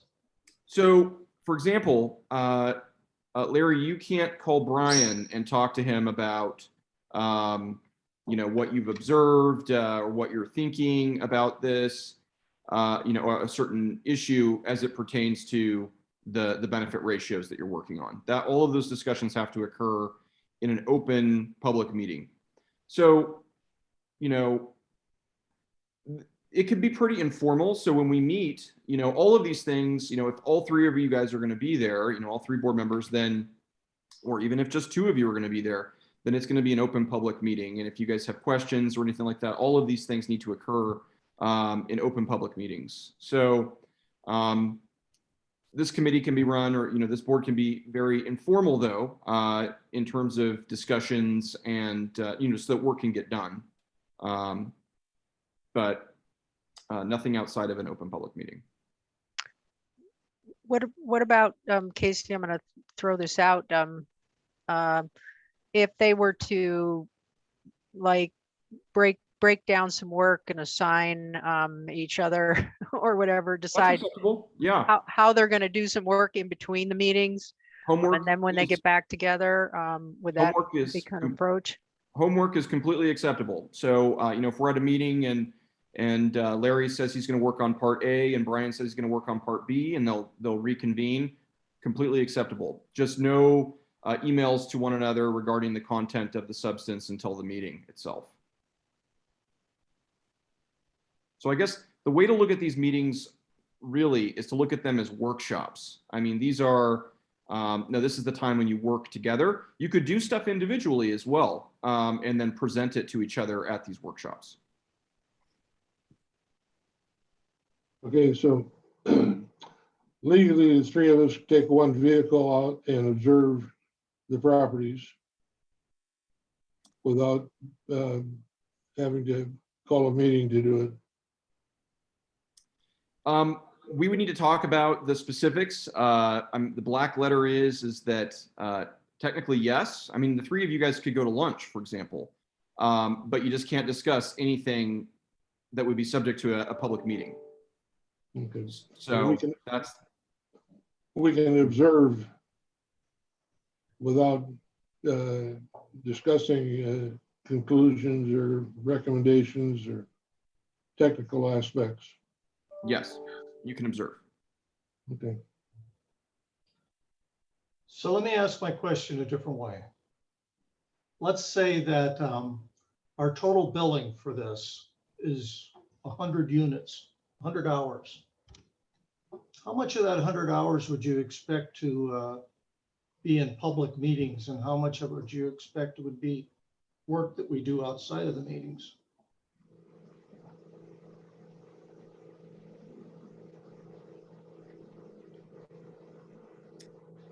I can't answer that. I can't answer that question, but I don't know if someone else has an answer to that. So I'm fishing for what it is I'm going to be doing is what it amounts to. Yes, Larry, here's how I'm looking at it, and this may be right or wrong, but we're going to have meetings. We're going to be assigned tasks. Say, for example, Mary Ann sent us a bunch of maps. So we're going to have to go through, we don't have to, but let's say this task is assigned. We have to read through the map. So individually, the three of us can do that as a homework assignment or task assignment. And then we report back to each other in the next meeting on what we saw on the maps or any questions we had. In terms of, is that more hours or less hours than a public meeting? I don't know that anybody can answer that until we get into it further. It might be a few more hours privately, individually, than we get together publicly. That's what I'm planning on. Well, I guess I just need to stop worrying about it and just go with the flow. Do whatever's required. Board members, just as an example, we currently have a redistricting committee here in Spokane County. We're going from 3 to 5 commissioners next year. This is a board that's been set up very similar to yours. This is a 4-member board with a 5th non-voting chair. And they've decided weekly. You've decided every other week, and that's absolutely fine. The meetings, when they get together, and when you will get together in the future, those are working meetings. Those are the workshops, as Casey has shared. That's where it's for you three mainly, and your support staff at the county, to really go through the nuts and bolts of everything you're seeing. What's really important on our redistricting committee is they have assignments that they have to do individually, between meetings, and they do that individually. They don't talk amongst themselves during it. And so you'll all, believe me, you'll all get into this rhythm pretty fast. There's still a lot of work to do. we just have to protect time during these get-togethers, these open public meetings, where, from a planning perspective, the three of you, get pretty good clarity on what you're going to be doing between these open public meetings. Because once again, these open public meeting laws, two of you behind the scenes cannot get together and be discussing the work that you're doing in this open public setting. So you'll get used to it very fast. And you'll also find at our future meetings, a lot of it's going to be, each of you kind of sharing what you've been coming up with, and then being very clear on the next couple of weeks, what you each got to, how you're going to divide and conquer the tasks. And Casey, please add anything else if I've missed anything. So, we've given you a lot of information today, and a lot of it, it's a lot to take in. And I'm assuming that you have not been on a governmental type board before. So, but it's a kind of a steep learning curve, and a lot of the answers are somewhat nuanced. When you ask the question about can the three of you go and observe a property together, by the black letter of the law, this is one instance where you can, but it's gonna be very difficult for you to not talk about anything while you're out. And so that's another consideration that you want to take into account. It may, for appearance wise, it may be better if you go out individually and then talk about it at a public meeting. So a lot of these things are nuanced, but our county team here, it's a massive and very immense resource for you. And then at every meeting that you guys are at, I will be here as well, to offer, legal advice. So there it is.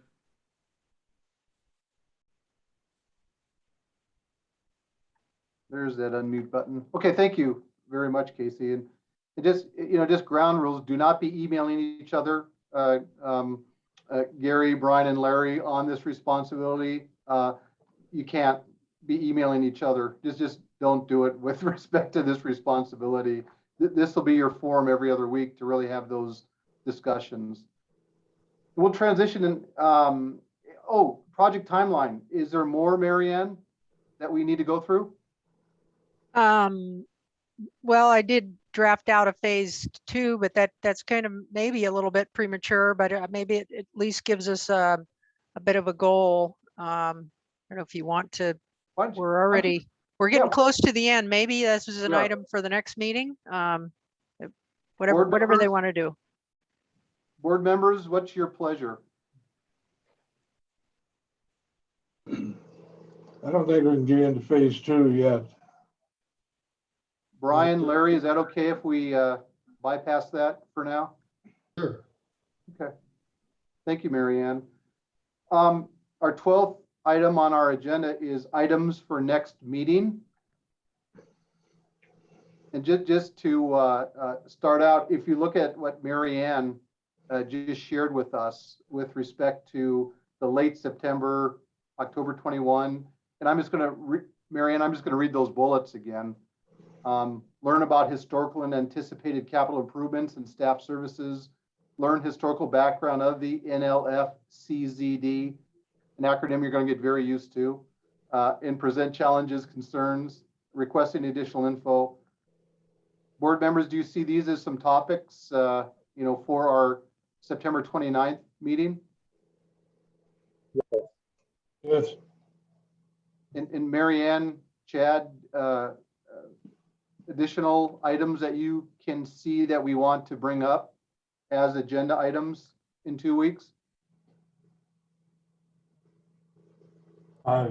Those sound good to me as a kind of foundational information, and maybe we can throw some historic data on kind of Larry's question, why, or everybody's question, why are we here? What did people see as the challenge with the existing assessment basis? So we can throw in some information on that. Another topic, board members, that based on this discussion, I think you're probably going to see is public comment, is to review the written public comment that will be coming through our website. Is that something board members you'd like to see? Yes. The questionnaire, kind of what, Chad, is that fair? Is that good? As of the next meeting, to go through what we've received from the public? Absolutely. Great. Yeah, and to your point, John, we'll put together an agenda for that meeting and share it with Garrett to approve prior to the meeting.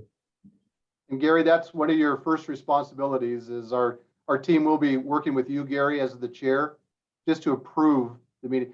And what happens a lot on these boards, and I think you're going to agree, the earlier you get access to the information for the meeting, the better for you. That's usually the case. So I would just encourage our public works staff, Gary, that, try not to release it just a day before. Try to get the agenda, maybe a week before if you can for the next meeting, just to respect our other board members so that you know what to kind of expect. Is that a fair goal? Yes. I see a lot of head nodding. All right. Now I know anything else with respect to items for our next meeting that Gary ultimately will be working with you to approve, and then we'll publish it. One item that came up earlier, and I know we're coming up, was an executive session. I do have a question about next meeting if we've moved on. I don't know if we did or not. Okay, thank you, Brian. But it sounds like the county staff is going to present the history, where they are today, and maybe where they're going with this. I think we as the board also need to know, what is the date of the benefit that we're measuring? Is it as of today, or how much of the past do we consider? And can the county staff maybe comment on some of that issue next time? Yeah, I think we can get to that. I'm assuming, and maybe Casey has a take on this, but I'm assuming that these are future assessments that we're working on. So the benefits have to be realized in the future, now and in the future. It's a present and forward-looking measure. Okay. Would you like us to look into that more, Brian? No, I just think you're aware of that now, and there may be a question if it's not clear that it's something different. Or there may be comments from the public that are addressing some of those issues. So we'll just see how it goes. Okay. So I just also wanted to add, so Brian, these are present benefits, and also, you consider future benefit. But also it's going to be relevant for you to consider past benefit too in analyzing these relative ratios. So you'll take sort of the delta there, and that will be relevant for you. Okay. I understand in terms of relativity to the other benefits, but I was thinking, more about past improvements that have been done that may be different than current operations or future operations, and not knowing a lot of the history. Maybe I'm misspeaking a little bit, but I just envision that maybe the past isn't realistic to what today's vision of what's going on. So I'm just thinking about it that way. And if there's any information that can help us through that, it might be important. Maybe that's also something to think about in terms of our presentation and the information we provide is that it may be more helpful to you to concentrate on what we're doing now and what we're going to do into the future, rather than spending a lot of time on history, other than just for background. Thank you, Brian. Additional comments, board members, on what you'd like to see in 2 weeks?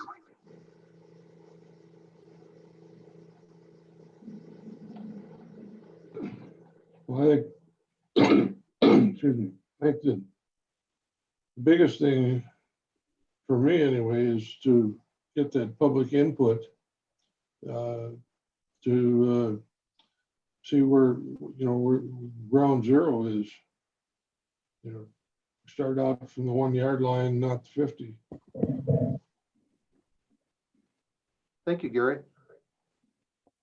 Any additional comments? Okay.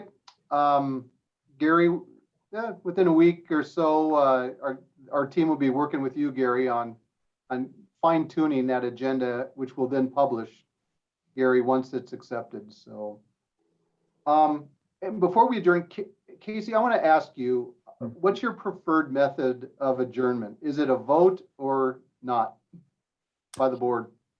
It doesn't matter. Some boards, say all in favor of adjournment, and they say aye. The chair can also just say the meeting is adjourned, hearing no further information. So I did have an executive session item though, if once we're done here. Yep, and I just wanted, yeah, okay, Marianne, I saw your hand up. One comment is that for the executive session, I forwarded, Ron gave us a special link for that, and I forwarded you guys to your regular, not your county email, because I wasn't sure you were going to be ready to view that yet. So I forwarded to your regular email link for that. And then I also forwarded, this is again what Ron had given me, and this is a link to the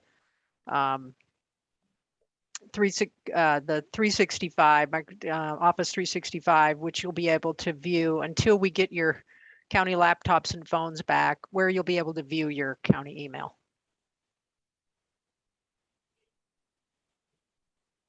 And you can Okay. just let me know if there's any questions or issues. So what I hear, Casey, is that we are going to go into executive session. And committee members, an email, Marianne, to your point, did you each receive the link? We will not be doing it as part of this link, this Zoom meeting that you linked into. Did you all receive that executive session? I think I got it through a meeting notice from Ron with a link.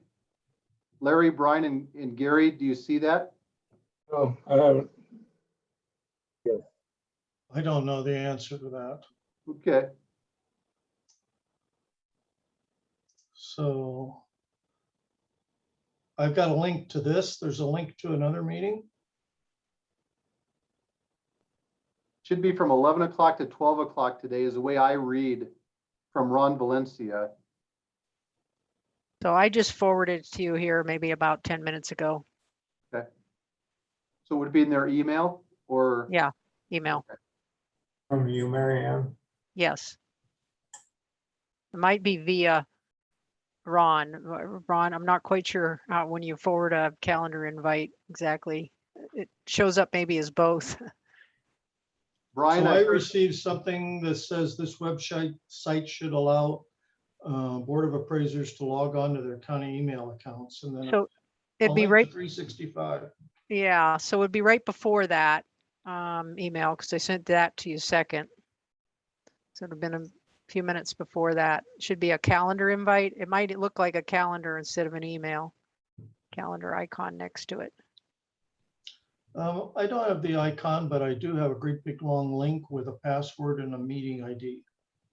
that's it. That's probably it. And does, when you And see, then it's something that looks what would normally be a PDF logo, but it says ICS instead. Oh, that's probably how the calendar file for the calendar shows up. If you at least can get to the link, that's probably the most important thing. Okay. and Larry, if that link ends in big Z, little Z 09, It does. Brian, you got that? I do. And Gary, do you see that? That link underlined should be in blue. Yes. Okay. So are we going to that link for the executive session? Yes. Yes. I We have see. to adjourn out of this meeting first, though. Yeah. So Casey, can you help us through the formality of adjourning this and getting into our executive session properly? Mm-hmm. So at this time, you're wanting to adjourn the meeting? Adjourn to executive session? Yes. Yes. So at this time, we would just have someone move to adjourn, and then Adjourn. a second. Second. All in favor? Aye. Aye. Any opposed? Meeting is adjourned. All right. So Casey, we'll be adjourning. If you, in the lower right-hand corner, board members, you'll see the leave icon. You can click on that. Upon leaving this meeting, then use that link that ends in big Z, little z 09, and we will adjourn our executive session. And upon conclusion of that executive session, we will be ending our meetings for the day. Good enough, Casey? Sounds great to me. Okay, everybody, log on, leave this meeting and log on to that other link. That'll be our executive session.